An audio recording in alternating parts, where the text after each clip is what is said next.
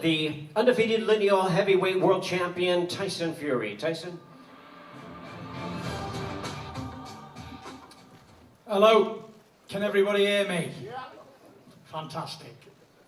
First of all, thank you everybody to come and see the Gypsy King again on this lovely day. Second of all, we have the rematch. I can't remember a bigger heavyweight fight in a long time. Maybe Lennox Lewis versus Mike Tyson was the last big fight like this. That was the last US-UK showdown. Deontay Wilder took a bit of my advice on his dress sense, I can see. He's looking well, smart.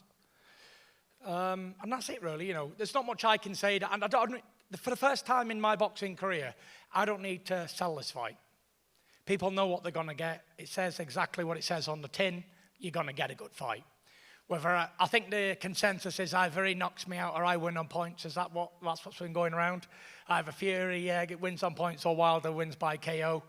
You know, and usually when people have that opinion, it usually goes the opposite way around. So yeah, expect Wilder to come out boxing and moving, looking for a points victory, and expect me to come out bombing, looking for a knockout. It's usually what happens. But apart from that, Deontay Wilder hasn't been returning my calls or messages or texts since I beat him last time. Yeah, he's trying to keep his distance. He didn't want to do press conferences with me. He didn't want to be around me in case I got into his head. You know, all this getting into people's heads, I think it's a lot of shit anyway, to be fair. It's like, I'm living in his head rent-free and all that. You've heard it all before, but, you know, at the end of the day, it's just talk. Sticks and stones break your bones. Names will never hurt you. It doesn't really matter what I say or what Wilder says. It all matters what happens on the night, February 22nd. And what's going to happen on that night is I'm going to get what I won last time. I'm going to get that green belt. I'm also going to get the Ring magazine. And I'm also going to keep my lineal championship. And if he wants to rematch again, no problem. Beat a man once, you beat him again, you definitely beat him 3 times in a row. Not a bother. And that is about all from me. Thank you very much. And now it's time to hear from the undefeated WBC world champion, Deontay Wilder. How you guys doing? It's great to be back. You know, another event. Thanks to everyone that's involved in this amazing, you know, heavyweight title fight. One of the biggest of this era for sure. You know, I can't wait. Y'all already know, man. I'm always in my element. I'm always in the zone.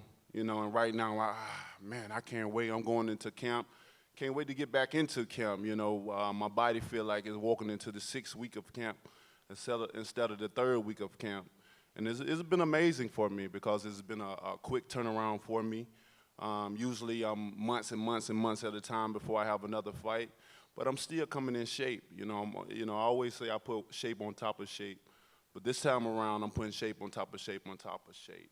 You know, and it allowed me to prepare, you know, even harder, even more for him. And we all know rematches. I'm always sharp. Because I've been in there with them before. I understand what they're capable of doing and what they're planning on doing and what they did in the fight, and I take away from that. And I bring it to account for me. So I'm prepared more than ever for this fight. I knocked him out the first time. I told Fury 2 years ago that I was going to baptize him. And I did just that. You know, rising up is part of the baptism. I told her he was going to go timber. And he did just that. But this time around, it's a different story. This time around, this is called unfinished business. This point in time, he won't be able to get up. And since he's in WWE, I'm going to make sure he go right out the ring. And I might get on the top of the bucket or the rope and come down with a flying elbow kick. Who knows? Who knows? But I can't wait for this fight. This is going to be an exciting fight like it was the first time. I think the controversial decision that the referee gave him, you know, I think it helped this out for the second time around. You know, them not wanting a quick rematch. I think they helped us out the second time. Definitely made it bigger. You know, we had 2 warm-ups. Mine was a lot more dangerous than his. You know, he played it safe in the playground. While I went onto the mountaintop and climbed it.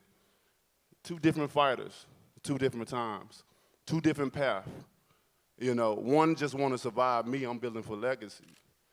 One go around and talk about he have a lineal title, something that's make-believe and fake. He come around and even have events that go 12 rounds with no belt on him, but the one that holds his pants up now. That's the only thing. But February 22nd, that lineal bullshit, it ends there. It ends with him. He needs validation from the people. He needs some type of inspiration, some type of motivation to feel like he beat me such a far wide margin that he did, when he know he didn't. And if so, why so many trainers? Why so many rotations? He rotating trainers like he do his draws. Every day changing, firing, hiring. The first time around, he wanted to talk about how he was out of shape and stuff, but you did. You came in great shape the first time. Like you supposed to. What you spent? 100,000 pounds? Trainers, camps, different little things. Well, I still had my old trainers, still sat back, and still to this day, I got the same people. You don't see me firing no one. You don't see me bringing no one on if you're supposed to be such this great fighter, you know. And I was supposed to be this guy that don't have no skills. But we see who's more concerned than the other one. Because when you have power and nowhere around it, you can't prepare for that. You can't prepare for that. The only thing you can do is hope that when it lands, it don't do that much damage. I gave this man a concussion the first time. He don't even know how he got on the ground, nor do he know how he got up. And ladies and gentlemen, that is a concussion. And that been dealing with him for the remaining of the fight since the last fight. He been thinking about that over and over and over, and the only way he can promote himself with that fight is him getting up off his back. Hey, we doing endorsements as well too. Put one at the bottom of his feet because he's definitely going down. And that's all he's been looking for. That's all he's been looking at. That's the only thing he can fathom his mind around is how he knocked me down and I got up. He needs some type of confidence. But you beat him, Fury. You beat him. Don't worry. You beat him. You beat him with a wide margin. Okay, we're going to see.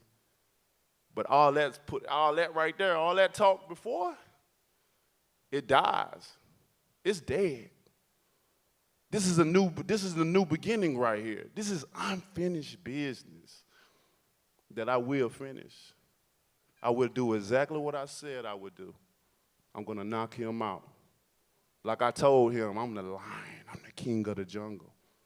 And come February 27th, I'm going to rip his head off his body. Remember I said that. I'm going to knock you out there on ropes so you can really feel a WWE moment in real life.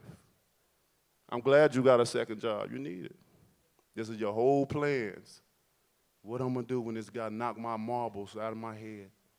Because I'm going to definitely do it. And I can't wait. This is a major fight for you guys. You should be excited. This is the Wilder Fury II rematch, and it don't get no better than this. Two giants. Two champions putting their life on the line for others' entertainment. From a distance of places. He's from all the way over the pond, and I'm from here. Two guys putting their energy in the ring just to see who is the king. I speak it, I believe, and I receive it. And I will knock them out come February the 22nd. And we move on with our lives from there. But until then, man, y'all sit tight. Buckle up. It's going to be a long ride until that time. We still got a couple of more weeks in camp to prepare for this fight, to give y'all the best fight y'all ever seen in your lives. And I'm looking forward to it. So stay tuned. If you can't buy no ticket to go to the arena, make sure you click that button. Till then, I can't wait, baby. Bomb Squad! Thank you, Deontay Wilder. Now we're going to have a Q&A session. We have, if you have some questions, you can ask the fighters. We have the promoters. We have the trainers as well. And looks like we have Lance here. Hey, Lance. Hey, guys. Deontay, for you, this fight is an opportunity for you to really prove that you are a boxer. I mean, he tested your boxing skills in the first fight. He's clearly going to do it again following the Luis Ortiz fight. Can you talk about that and how, you as a boxer have an opportunity to shine here? Almost definitely. I mean, me as a boxer have an opportunity each and every time I have an outing. When I get in the ring, so many different things go through my head when I'm trying to adjust to my opponent, when I'm trying to time him, when I'm building up all the data that I need for him to set him up for that perfect punch. People don't understand, like with skills, it's a lot of things that come with skills, not just the average one-on-one fundamental of throwing the jab, throwing the right hand, and falling behind the left hook. It's so many different things, and that's why boxing is what it is. Styles make fights, and that'll always be the same. Styles make fights, but we all have to have different types of styles and abilities of doing things. So in the first one, I showed nothing. I was so excited. It was my time. It was my time. I don't think a person will ever know what it feels like to compete against so many different sports in this country, knowing that boxing is not the top sport, and finally get you a date to yourself. It was amazing. Have the first promotion. I came in with one arm. I broke my hand in camp. I only had 12 weeks and 4 days to train. And that 12 weeks and 4 days, guess what? When that ran out, I was going to be in the ring exact. And I didn't want to risk throwing my hand in camp. I said, at least if I break it in the fight, I'm getting paid. But this time around, I'm in full health. I got both of my hands together. And with Deontay Wilder, I'm unpredictable, so you just don't know what's going to happen. But I know when it comes, bam, baby, good night. Thank you so much. And Tyson, for you, I know that you want probably a repeat of the last fight where you were sensational in the boxing element of it. Is that right? And then on top of that, the change in trainers, how will that help you execute that?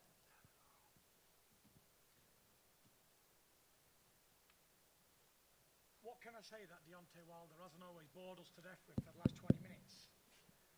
I'm going to sleep listening to him talk on about nothing. I'm just waiting to hear his point. He still hasn't got to the point after 7 minutes of talking. What am I going to do in the fight? I'm going to win. That's what I do. Deontay Wilder can make all the excuses he wants to make up in his own brain. His team, everybody can tell him, you won that fight, baby, you won that fight. But listen, as a fighting man, you know when you win and lose fights. Simple as. He lost the fight fair and square. He will lose the fight again fair and square. They had to rob a man who was out the ring for 3 years, ballooned up 147 pounds, and they still couldn't beat him. They had to give him a bad decision in LA, to get a victory for the so-called top bloke, top champion. I'm going to go out there, I'm going to give him a boxing lesson, and I'm going to knock him out. That's exactly what I'm going to do. Why did I bring Sugar Hill in? Because I wanted to. Why do I keep switching trainers? Because I want to. I'm a big believer in you're never a finished article. You can always improve your game. You can always polish it up again. Wilder says he sticks with his team. Fair play to him. I'm a man who likes to keep freshening things up now and again, and I do that regular. That's what I do. So, I'm training hard in the gym. I don't make excuses. It was what it was. I won fair and square, and it was what it was. We get to do it again. We get paid for the same thing twice. So I'm not complaining. He's the man here making excuses. He broke his right hand. I only had 12 weeks and 4 days to train. 12 weeks. I can be ready for a fight in 2 weeks. I'm ready for a fight today. Never mind 12 weeks and 4 days. Fuck me. There's no need for excuses. There's no need for problems. I've heard he's had the flu. I heard he broke his hand. I heard he was having problems or whatever. It doesn't really matter because when I get him in there again, I'm going to make him feel the fury. He will get it. I've never been as sure as anything in my whole life.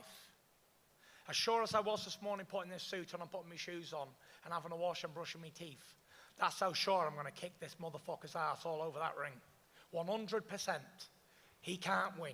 He's got a puncher's chance just like everybody else. He could barely land it last time. He landed 2-3 punches in the full fight. I'm much sharper now, match fit, coming off 12 good rounds. Been in training camp. I haven't had to lose any weight. I'm fine. I'm great, ready to rumble right now. Hope he trains hard. Hope he goes to bed sleeping, thinking about me. If only I could land my right hand. He's got out of jail a couple of times with that right hand in his last couple of fights. Like he said, people say to me, oh, he's lucky he gets away with this one shot. Like he just said, it ain't luck. He has to put it there. But this time, it won't be there. Because I'm going to be super slippery.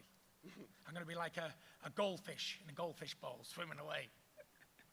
And that's it, you know. I'm not here to call him or run him down, because when I run him down, it only makes my victory look shitter on the night, doesn't it? So I want people to think he's the best puncher in history, the greatest boxer in history, longest reigning champion ever, the best there ever was. So when I beat him February 22nd, then it makes my victory look even sweeter. But when I really face facts, when I beat Deontay Wilder, I've just beat another bare bum in the shower with a pair of boxing gloves on. Just another tick on the record, another man in the street. That's all he is. He's another person to me, makes numbers. The Tyson Fury Roadshow continues, and who knows where it will end next. It might be Tokyo, it might be Rome, it might be anywhere. Next stop, Las Vegas. Keep watching. Deontay over here. This will be your third rematch. You had one with Berman Stavern, Luis Ortiz, and now Fury. Fury has not had a rematch. So what do you make of the fact that you can see and prepare for an opponent the second time, and he hasn't had that opportunity yet? I have had that opportunity. I have had a rematch before, twice. Get your boxing facts straight, Mosh. Come on. He's aggravated, don't mind him. You know, in rematches, I'm always better than I was the first time because of what I've seen in the ring and what I've experienced with my opponent. So the second time around, the preparation is a little bit easier because we understand what are they trying to do. I'm very smart. My IQ in the ring is very, very high, you know, and that's why I'm able to set guys up like I'm able to set them up and then get rid of them in the devastating fashion that I get rid of them in. With him, I know everything he wanted to do. He gave me 100% of him. No matter what he may say, no matter if he got off the couch or whatever, he did the right things to get himself back into shape with all the things that was going on. Of course, every fighter that faced me get in tip-top A++ shape because they understand the danger that they're putting themselves in. They're putting their body in. You know, this is real life right here. When you boxing is real life. We're actually putting our lives on the line, and he understands that. So with that being said, everything that he wants to do, I'm going to diffuse it. Everything he's trying to, that herky-jerky stuff and trying to win rounds at the end of the round, sticking his long tongue out and shaking his bald head, that shit ain't going to work. That ain't going to work. You know what I'm saying? So I'm looking forward to the rematch. We know that when I talk and say things, things actually happen. We know when he talks, you know, it's just only just to talk, to entertain, to try to get a couple of jokes and laughs in and stuff like that. But February 22nd, when that bell ring, it ain't no joke about that. Thank you.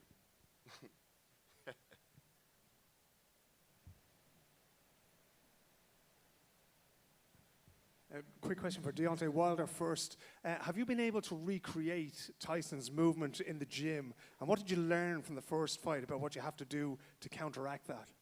Well, we got a lot of great guys that come in and out of there, and they use the herky-jerky stuff, the feints and all that, and different things like that. You know, we're bringing different guys at different heights in, you know, that can give me different looks for sure. What was that second question you were saying? I was just saying, what did you learn from the first fight? What do you need to do to stop him from getting away For from the first fight, just being more calmer. You know, you're going to see a much more calmer and patient Wilder this time, just like you've seen in the Ortiz. You know, a lot of people didn't understand what I was doing, you know. And when you're blessed with power, you know, you're not worrying about rounds and different things like that. The object of boxing is to win, not just to win rounds, but to win. And I win. And I do it in a devastating fashion. I do it in a fashion in which you guys get dressed to come and see. Y'all not coming to see a heavyweight go 12 rounds talking about skills and wheels and paying bills. You come to see him get knocked out.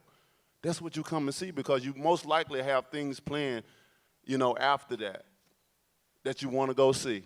So when it's a good night, hey, you say thank you, Deontay, and you go on about your business and handle what you got to do that night. But I'm more than prepared. Like he said he's ready right now, I am too. And I can say it with a smile. I'm in a happy place in my life. I'm very happy, I'm blessed, my family is blessed, and I'm looking forward to this rematch. You know, this is the settle the talk. You know, winner takes all right here. And I can't wait. trust me, he's getting knocked out. Thank you. And just one for Tyson. Tyson, I've seen you're working with George Lockhart, the nutritionist. Why did you decide to bring George into your camp, and what difference is he making to the work that you're doing at the moment? Yeah, I brought George in. He's helping with my nutrition. Seems a really good guy, and I'm eating more than I've ever ate before, and training good, and everything's going really well. No injuries, and training camp's going quite well.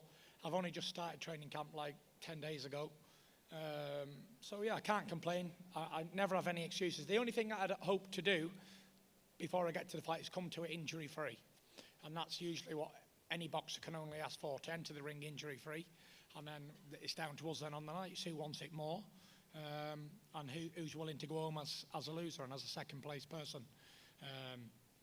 But listening to Deontay for the last half an hour, 1 minute he says I made up this title in lineal championships, and then he keeps talking about he's going to walk away with them all. So which is it? Have I made it up, and is it fake, or is it an official title? Anyone who knows boxing knows the lineage of the heavyweight division goes back to the days of John L. Sullivan, right up to the way to me today, Tyson Fury. All this talk of the lineal ship, he'll be gone after me and whatever. If he beats me, he'll be beating the lineal heavyweight champion of the world, which means he's the best of his era. And every era there's the best, and I'm the current best lineal champion of my era.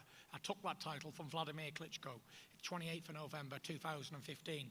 Nobody disputed that Vladimir was the best of the day, and I inherited that title off him. So until somebody beats me, I'm still a lineal champion and still it exists.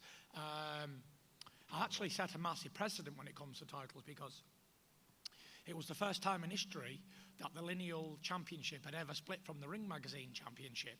And I spoke to Ring Magazine guys today, and they're quite delighted that the Ring and the lineal will be put back together after a 3-year, 4-year layoff.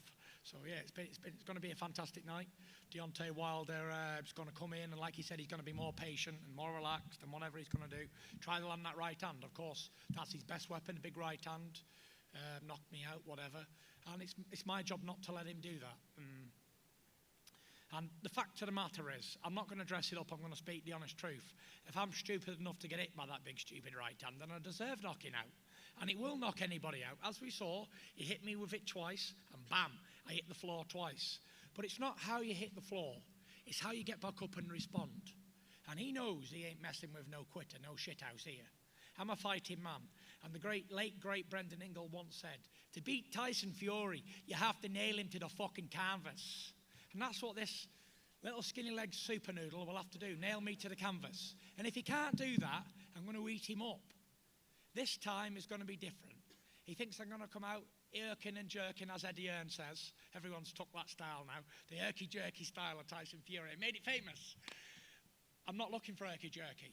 I want him to meet me dead in the centre of the ring. Let's have a slugfest. Best man stands up, loser goes down. I got 20 knockouts out of 29 wins. He knows he was rocked 3 or 4 times in that fight, but I never had the gas to finish him. I'll be honest and truthful. I didn't have the gas. After the layoff, after all the weight loss, I never had the gas to put my foot down. This time I can turn that screwdriver until he's gone. And I want to meet him head on. El mono, in the centre of the ring. Let's make it a Tommy Hearns, Marvin Hagler type fight. Best man stands, the loser goes back and recruits. Back to the gym, back to the drawing board. I'll meet you, Deontay, in the middle of the ring, 22nd of February. I won't be running. You won't have to look anywhere for me. Just watch out for the right hands, because you're going to sleep in 2 rounds. 2 rounds, he's going down. I had a dream. I keep having the same dream about round 2. I'm playing poker all the time. I keep getting dealt number 2. It's definitely a thing. He's getting knocked out in 2 rounds, 100%. 2. He can laugh about it now. When he's on his back looking up at me, he'll know what I'm talking about, round 2. Hey, Tyson, I got a question for you guys both. But, Tyson, for you first, you're reuniting with the trainer. What are you looking to get out of reuniting with this trainer for this fight coming up, this rematch? I've been really honest with you. I told exactly the truth. I'm looking for a knockout. I didn't come here again to get a bad decision. You know, I know I'm not going to get a decision in the United States. It's clear. After last time, it's very clear. So that's why I hired Sugar Hill. If I didn't want a knockout, I wouldn't employ the Kronk trainer who specialises in sitting on your punches and landing the right hand. Look at the Tommy, look at all the Kronk fighters, Klitschko even. They all look for that big right hand. That's all I'm looking for. One big right hand, nailed, Deontay Wilder, good night. There's the game plan. I'm looking for a knockout. And if I wasn't looking for a knockout, I'd have kept hold of Ben Davis. It would have sharpened up on what we were doing, herky-jerky, slipping and sliding. I ain't looking for that. I ain't coming here for a points decision. I'm coming for a knockout. Like Deontay Wilder said, I'm sick of points decisions. I've had plenty of them in my career. I've had 9 of them. I'm looking for a knockout, number 21. And that's brutally honest. Brutally from the heart honest. I'm looking to knock him out. Hey, champ, he changed my mind. My line of thinking. Care to respond to his two round knockout prediction? I mean, that's what he believes in his heart. You know, that's what he believes. I always teach people when I speak. I say, speak it, believe it, receive it. You know. And if you really, but the magic of it all is the belief. It's the belief. And though he's saying it, I don't feel that his energy that he believes that he's gonna do that. If anything, I feel he's nervous. You know, he's very scared because of what happened the first time. And I understand this is boxing. And sometimes fighters, they have to put up this front, you know, like it's all good and nothing, you know, nothing gets to them or nothing hurts them or, you know, we always acting tough and stuff because of the sport that we're in. But I'm a realist, though, you know. And he know what happened. When you get knocked out like that and put on and you don't know how you got there and how you got up, it was the grace of God that bothers you. That not only affects you, but it affects your environment. It affects your family as well. Because they know you're going in there again with this monster. And you know what he's capable of doing. It's not an act. It's something I do every time I'm out. I knock guys out. Every guy that I faced, I put him down. And it won't be no difference this time around either. Y'all know what I'm good at it. I'm great at it. I'm providing my service. I'm providing my service to my greatness and giving it to you guys each and every time. We know this. They know what they up against. Like I said, I'm happy. I sit up here right here with smiling. I can't even stop smiling because that the inner happiness inside of me. I'm not concerned or worried about who he got in camp or what he got going on. I'm not worried at all. He should be worried about me. And I already started camp 10 days, and when this is going into the 3rd week. Boy, you better. Boy, you. Shit. It's going to be a beautiful moment in time for me, but not so pleasant for him.